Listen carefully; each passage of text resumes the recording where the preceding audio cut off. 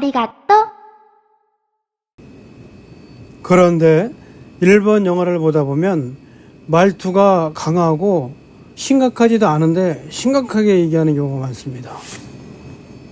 또한 굳이 소리를 높일 일이 아닌데 목소리를 크게 하는 경우가 있습니다. 그들은 언제나 심각해 있죠. 그것은 일본어는 강세가 아니라 억양의 차이, 높고 낮음의 악센트로 의미를 전달하기 때문입니다. 그러다 보니까 강하게 끊어 말하거나 높낮이를 극적으로 조절해야 감정이 잘 전달됩니다. 예를 들면 빠가야로 같은 표현도 빠가야로 이러면 욕이 되지 않습니다. 이 빠가야로 이래야지 욕이 됩니다. 특히 영화에서는 이런 극적으로 표현하는 게 특징인데요. 영화에서는 일본의 전통 연극인 가부키나 노 그리고 불락구의 영향도 많습니다. 특히 가부키는 과장된 동작과 강한 발성으로 유명합니다. 이러한 전통이 영화와 애니메이션에도 큰 영향을 줬습니다. 일본 영화는 조용한 순간 갑자기 폭발하는 감정을 강조하는 경향이 있습니다. 예를 들면 야쿠자 영화나 사무라이 사극 혹은 이러한 캐릭터들이 사소한 일에도 심각하게 말하는 건 이러한 영화적인 연출 기법 때문이기도 합니다. 결론적으로 심각하지 않은데 심각하게 말하는 일본인들은 일본어 자체의 억양이나 전통 연극의 영향, 영화적 연출이 합쳐져서 일본 영화 대사가 강하고 심각하게 들리는 경향이 있는 겁니다. 오늘은 유명한 일본 사무라이 애니메이션 7편과 그 애니메이션에서 나오는 명대사를 정리해봤습니다. 첫 번째 작품은 1993년도 작품인 무사 주베이입니다. 진짜 사무라이 애니메이션인데요. 애니메이션이라는 것을 못 느낄 정도로 영화의 몰입도가 뛰어납니다. 닌자와 싸우는 검객인 주베이의 이야기를 다룬 작품인데요. 감독은 카와지리 요시아키입니다. 떠들이 검객 주베이가 거대한 음모를 막기 위해 싸운다는 내용인데, 이 영화는 아무리 강한 사람이라도 한순간에 실수로 쓰러질 수 있다는 내용과 검객으로서의 삶은 보기보다는 외롭고 고통스럽다는 내용을 담고 있습니다. 또한 법과 국가보다는 자신의 정의에 따라서 살아야 한다는 내용을 담고 있습니다.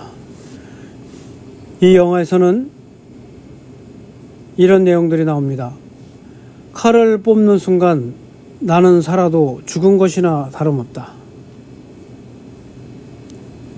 그리고 주베이가 고민하는 것 중에서 정의는 강한 자의 것인가 약한 자의 것인가 라는 주베이의 검객으로서의 갈등을 관객들에게 요구하고 있습니다. 19금에 가까운 영화인데요. 위설적이면서도 위설적이지 않게 잘 포장한 성인을 위한 사무라이 애니메이션입니다. 두 번째 작품은 2004년도에 사무라이 참 푸르입니다. 감독은 와타나베 신이치로가 맡았는데요. 이다나 검객인 무겐과 정통 검객인 진, 그리고 후우라는 소녀가 사라진 사무라이를 찾아 떠나는 이야기입니다. 이 작품은 정형화된 가치관을 깨부순다는 자유와 반항을 그리고 있습니다. 그리고 인생이란 그 목적에서 인생의 의미를 찾는 것이 아니라 살아가는 과정에서 인생의 삶의 의미가 발견된다는 모험을 가득 담겨 있습니다. 또한 배경이 다른 사람들이 함께 할 때, 다시 말하면 이다나 검객, 정통 검객, 그리고 일반인 소녀가 이렇게 여러 사람이 함께 할 때 인생에 더 큰 의미가 생긴다는, 더불어 사는 삶이 더 가치 있다는 세상을 구현하려 하고 있습니다. 이 작품은 힙합과 사무라이 액션을 섞은 독특한 애니메이션인데요. 살아가면서 정말 곱씹을 만한 대사들이 많이 나옵니다. 강한 놈이 이기는 게 아니라 이기는 놈이 강한 거다라는 말과, 너와 나의 길은 다르지만 결국은 같은 곳을 향하게 된다는 말들은 우리들의 일상에 커다란 영감을 주기도 합니다. 세상은 언제나 불공평하지. 그래서 우리는 더 강해져야만 해. 세 번째 작품은 1996년부터 1998년에 제작된 바람의 검심입니다. 후루아시 카즈히로가 감독을 맡았습니다. 전설의 인간 병기였던 히무라 켄신이 살인을 멈추고서 속죄하며 살아가려 하지만 과거의 그림자가 그를 놓아주지 않는 스토리입니다. 히무라 켄신은 전설적인 사무라이 검객입니다.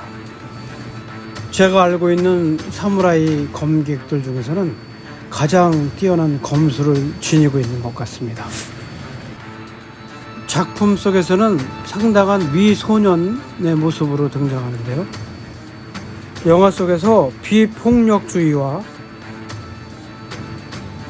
과거의 죄를 갚기 위해서 올바르게 살아야 한다는 속죄와 구원의 메시지를 담고 있습니다. 그리고 운명은 정해진 것이 아니라 자신이 결정한다는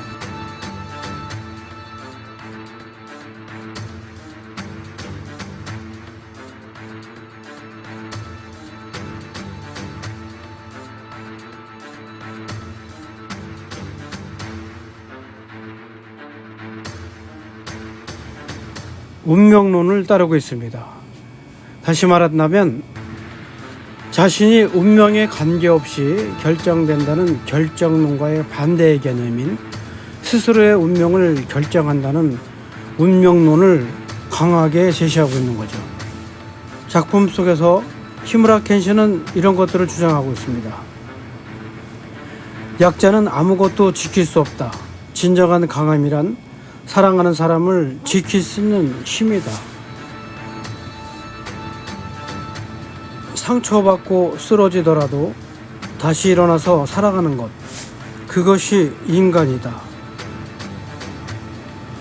과거의 죄는 사라지지 않는다. 하지만 미래를 통해 속죄할 수는 있다.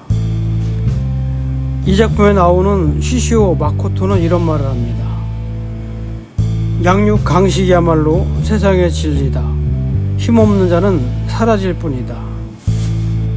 지옥을 보고 온 자만이 진정한 힘을 손에 넣을 수 있다. 또 다른 등장인물인 사이토 하지메가 이런 말을 합니다. 악은 사라지지 않는다. 그렇기에 강한 자가 악을 멸해야 한다. 검술이란 상대를 죽이기 위한 것이 아니다. 검을 뽑지 않을 수 있도록 상대를 압도하는 것이 진정한 검술이다. 또 다른 등장인물인 유키시로 에네시는 이런 말을 합니다. 복수는 허무하다. 그렇지만 허무해도 나는 복수를 멈출 수가 없다. 이 작품에는 다양한 캐릭터들이 등장하는데요.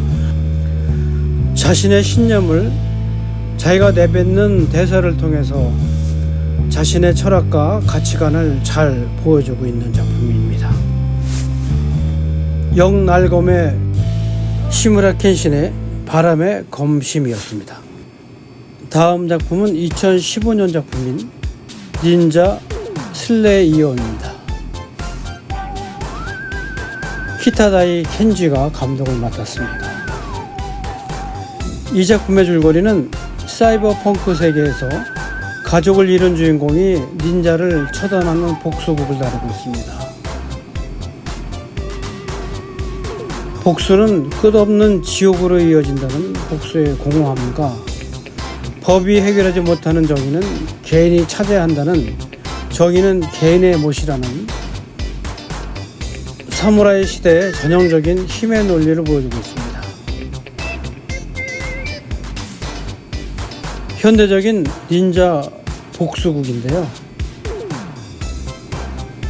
이런 대사들이 나옵니다. 어둠 속에서 태어나 어둠 속에서 사라지리라. 이건 무슨 뜻이냐면 복수란 끝없는 지옥이란 뜻입니다. 그러나 복수는 이 작품에서 주인공에게는 숙명적입니다. 상상력이 기발한 작품이라고 볼 수가 있어요. 다섯 번째 작품은 넷플릭스에서 공개된 8부작 애니메이션 시리즈인 푸른 눈의 사무라이입니다. 제이누 감독과 마이클 그린이 각본을 맡았습니다. 이 작품은 17세기 일본을 배경으로 일본인 어머니와 백인 아버지 사이에서 태어난 혼혈 검사인 미즈의 복수 여정을 그립니다. 푸른 눈을 가진 미즈는 어릴 적부터 혼혈이라는 이유로 마을 사람들에게 천대를 받으며 자랐습니다.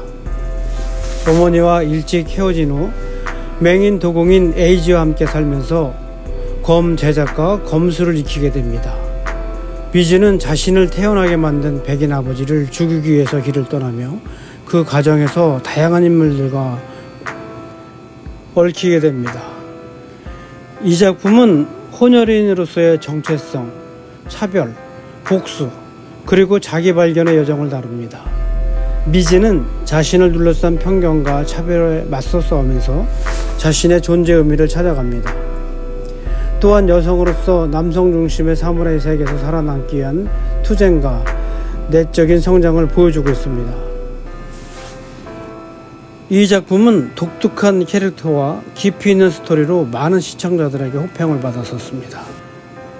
저도 호기심 어리게 이 작품을 대했던 기억이 납니다. 작품 속에서 미즈가 자신의 결의와 자기 주도적인 삶의 태도를 잘 보여주는 대사 한마디를 내뱉습니다. 나는 내 운명을 스스로 개척한다. 이 대사가 이 영화의 모든 주제를 함축시키고 있습니다. 여섯 번째 영화는 1984년도작 그 유명한 미야자키 감독의 바람의 계곡의 나우시카입니다. 미래의 사무라이적 존재로 나우시카를 그린 작품입니다. 아주 먼 미래에 환경 파괴로 인해서 독성 균류가 퍼진 세상입니다. 평화를 사랑하는 공주 나우시카는 전쟁을 막고 자연과 공존하려고 합니다. 이 영화의 철학은 인간과 자연이 조화를 이루는 생태주의고 전쟁은 모두를 파괴할 뿐이라고 하는 반전주의가 있습니다. 나우시카의 가치관은 강한 자의 책임이라는 것으로 집결됩니다. 힘을 가진 자는 폭력이 아니라 보호를 위해 힘을 써야 한다는 것입니다. 이 영화에서는 두 가지의 대화를 기억할 만합니다.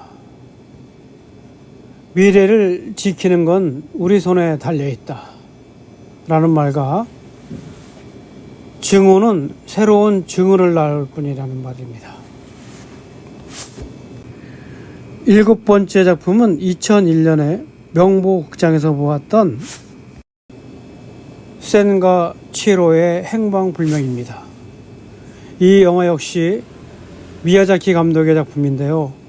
일본식 사무라이 정신, 온갖 시련을 이겨내는 자세를 현대적으로 표현한 애니메이션입니다. 줄거리는 10살 소녀인 치로가 신들의 세계에 갇혀서 부모를 구하기 위해 성장하는 이야기를 담고 있습니다. 이 영화의 주제는 정체성과 자립과 성장입니다. 그리고 물질주의를 비판하는 것에 집중되어 있습니다.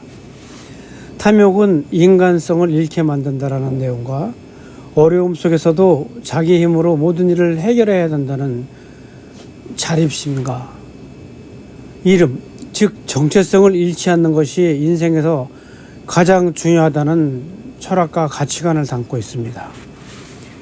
이 두 편의 영화는 정통 사무라이 애니메이션은 아니지만 일본 사무라이 정신이 영화 곳곳에 숨어 있습니다. 센과 치히로의 행방불명에서 이런 얘기가 나옵니다. 일어나는 일은 절대 바꿀 수가 없어. 그렇지만 앞으로 무엇을 할지는 정할 수가 있어.